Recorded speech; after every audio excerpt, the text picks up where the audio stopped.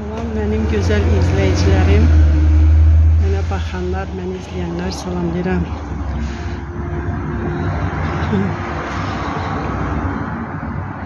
Bura bizim istediğimiz kafedir. Çok güzeldi.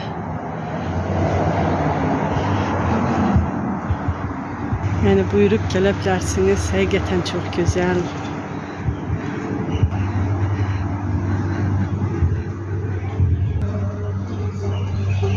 Çok güzel yemekler. Bakın çok güzel bir mekandı. Buyurup gelebilirsiniz. Bu bizim Söhrab'dır.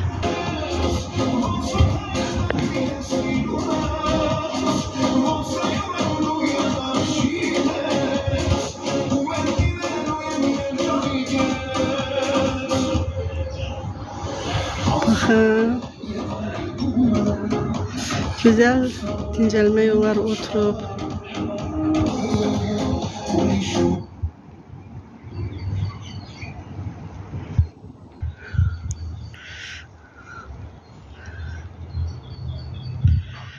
Çok güzel bir mekandı.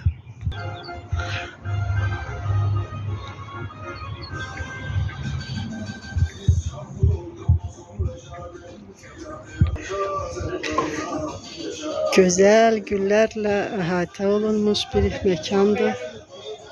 Bakın Kazakistan'da Azerbaycan mahnısına kulak asırlar. Azerbaycanım benim.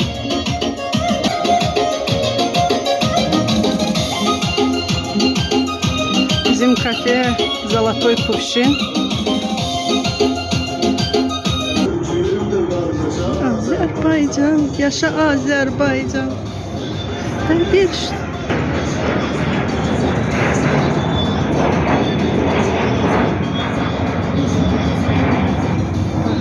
Hakikaten güzel bir yerdi.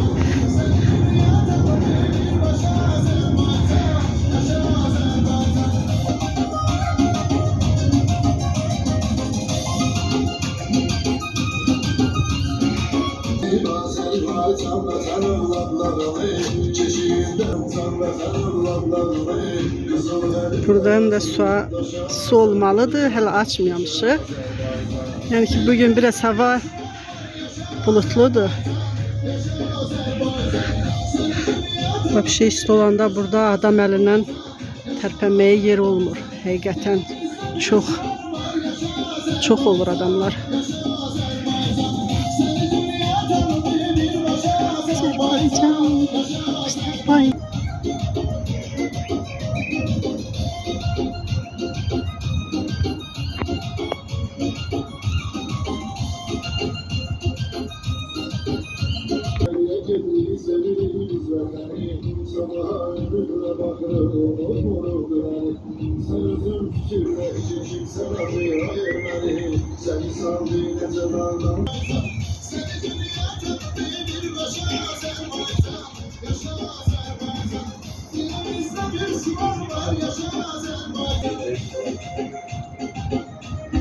Bakın alma ağacımız da var, çiçekleyipti.